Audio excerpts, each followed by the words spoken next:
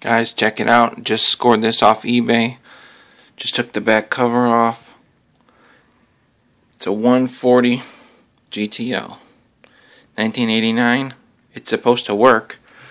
And I opened it up, and everything looks bone stock. Doesn't look like anything's been modified.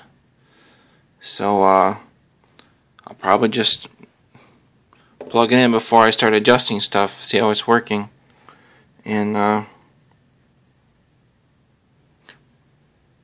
should be able to tune it and get it a little bit louder if it's not already turned up. So we'll see. But yeah, pretty cool, man. Totally stock. Nothing's all hacked up.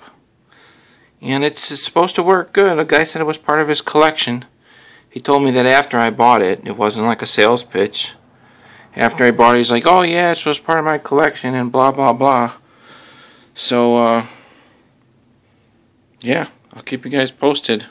I don't have a power cord for it though, so I'll have to get one.